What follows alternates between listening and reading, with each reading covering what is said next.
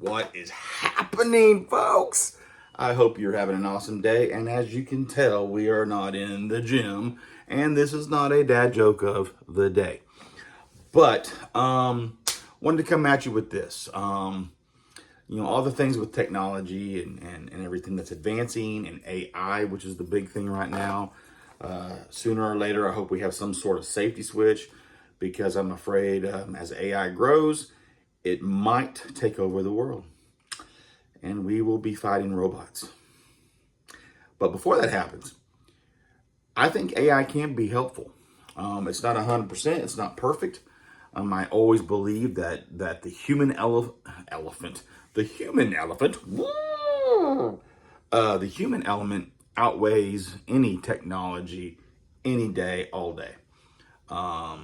If you were to put a drone pilot up against a professional aviator, a combat pilot, I would say the majority of times the human aviator is going to beat the drone.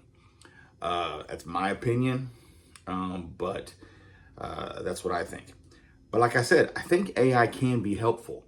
With all my trainings, I pretty much have done it by myself. I've kind of set up my own, I get an idea of what I want to work. Of course, in the beginning, before I competed, I kind of had, you had your traditional kind of push day and pull day and leg day and arm day and this day and that day. But as I got more into sync with competing with Strongman, I started kind of wrapping my workouts around, okay, so here are the 4 or 5 events that we're going to have. So the event number 1, that's going to be what makes up the main component of the main lift for that workout. And then I create a lot of accessory workouts to go along with that main workout. Does that make sense in that session? And so how I have kept track of it is I created a Excel worksheet which has all the types of lifts, and then basically as I completed the lift, I filled that out with the type of exercise, the sets, the reps, and the weight, to give me an idea of what did I do, so that next time, so say like the next week, I go in there and I try to maybe bump it up 5 or 10 pounds to continue to increase my strength level as I go around.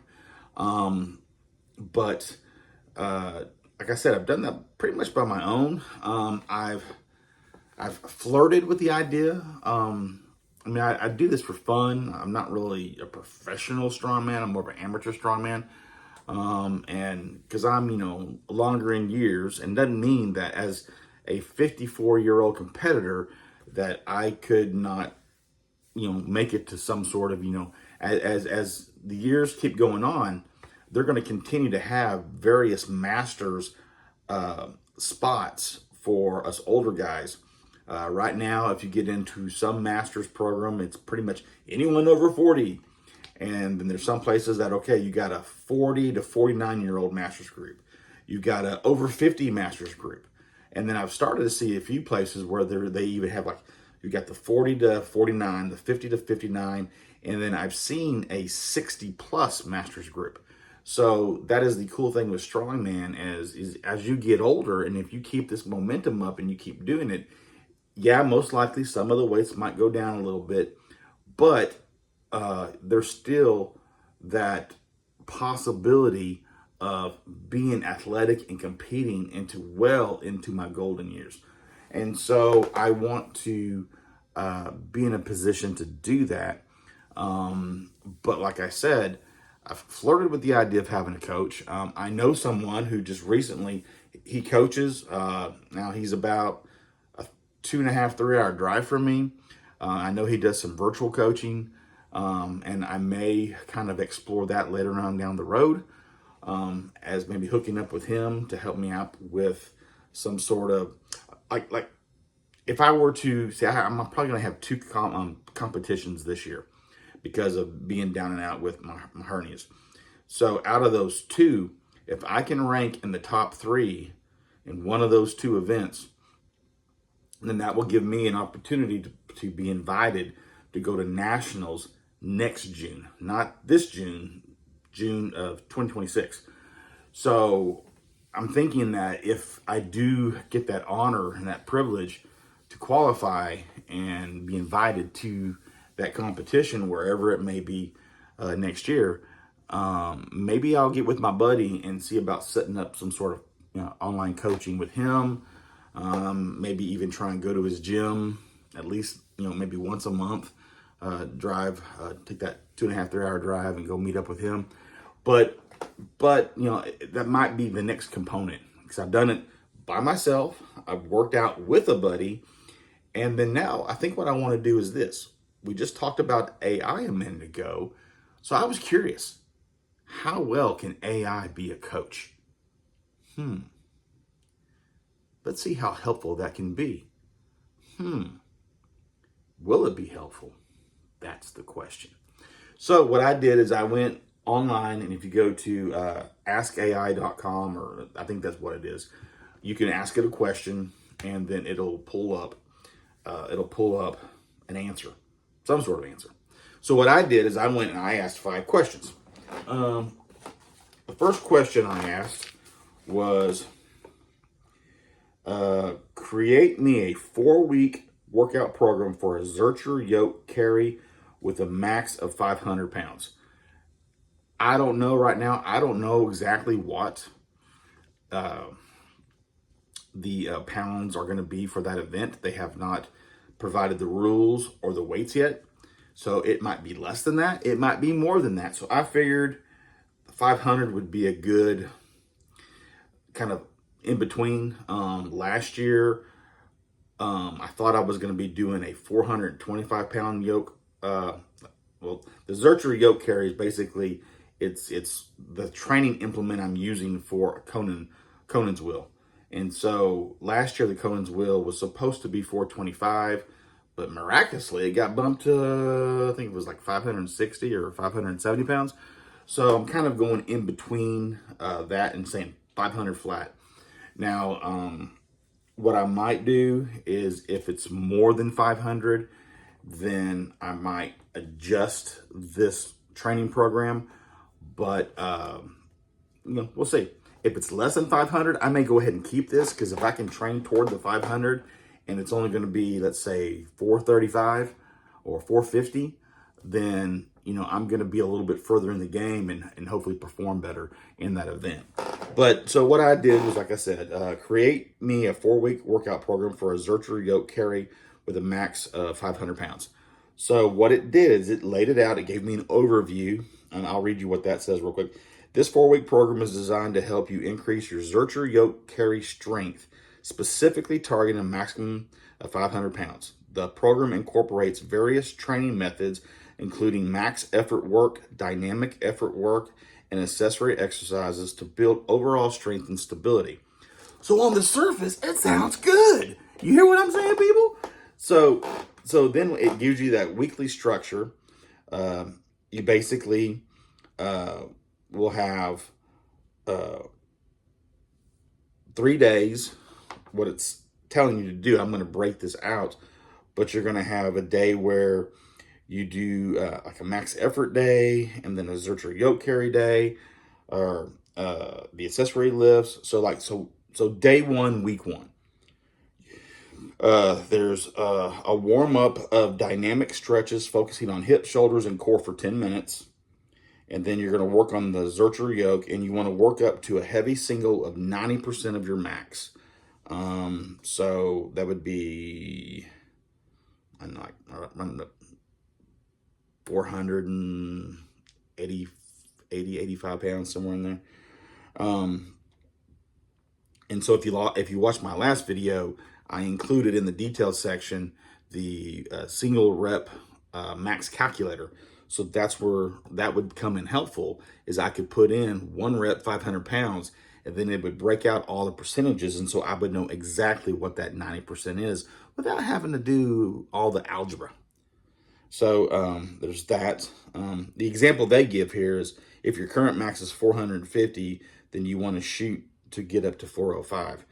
And so you may wind up having 3 or 4 or 5 sets to where, uh, and what one set would be, or one rep would be, one set and one rep would be just a single. You're going to go down typically about anywhere between 30 to 50 feet, or 20 to 30 yards, however you want to say it.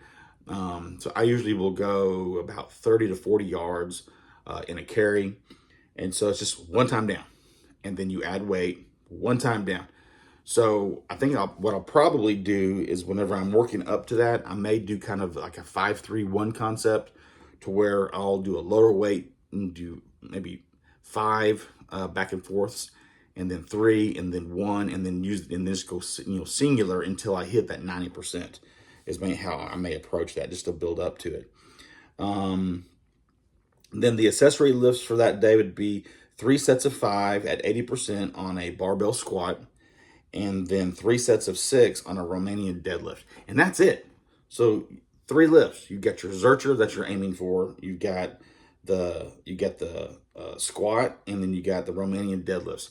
That's it. That's day 1. That's all I'm doing. The Zercher will take some time, but that's the workout for that one day. And then it just goes down after that, and you just break it down after that. And then I did this in my last video. I talked about how there's 5 events. There is the Conan's wheel. There is a sandbag, carry, and load. I'm not quite sure what the rules on that yet, or what the poundage is.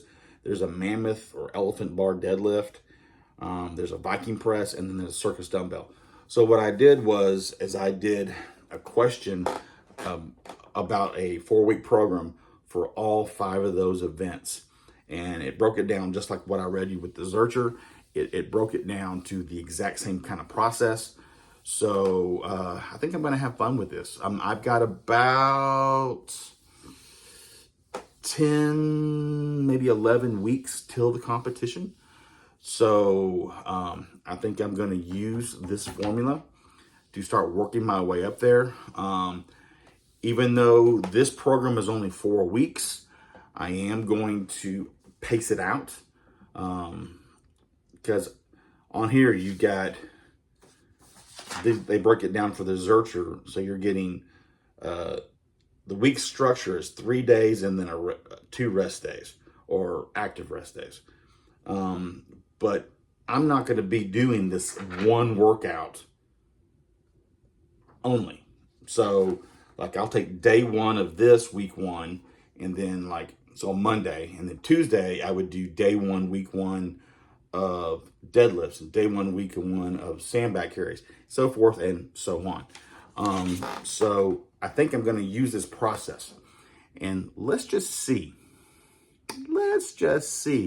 how well AI will prepare me for my June competition. So I'm going to leave it there. If you have any predictions, last year, as just doing this all on my own, I came in 3rd place. So having AI as my coach, what do you think? Give me some guesses down there in the comments section. Give me some predictions on how I'm going to do using AI as my coach. I'm kind of curious to see what you guys think or say. I'll keep you along for the journey. I've got one gym that I can't really video in, but I have another one that I can. So anytime I make it over to my secondary location, or if I do anything at home, I will definitely log that and video it, bring you guys along for the ride. The other part of this is recovery, getting that good rest in. I got to get my ice pod back up. It got a little dirty, and then pollen all over it from freaking spring. So I need to wash and clean that off, and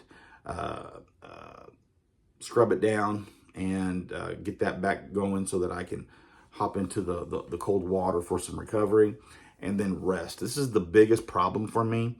If you guys have any recommendations on how to get better sleep, I try to go to bed at a decent hour, but then sometimes I just sit there and I cannot go to sleep. I usually wind up getting anywhere from 4 to 5 hours of sleep each night. Arnold Schwarzenegger says all you need is 6 hours. 6 hours of sleep is all you need. But, you know, I would like, heck, if I could get 6 hours right now, I'd be happy. But I probably should shoot for a goal of 6 to 7 hours. But, you know, if you guys have any tips, tricks, I mean, I've done melatonin, I've done Tylenol PM, I've done, you know, like relaxation style of like herbal teas and stuff like that. I've tried, you know, turning off the TV and just reading in a book. That helps a little bit. The problem is I've done that, and then I close my eye, you know, start to get drowsy and my eyes are watering, and I shut the book, turn off the light, but then 2 minutes later, I'm back wide awake again. So I don't know. But if y'all have any suggestions, just give me a shot. Appreciate you. You guys be well. Get your fit on.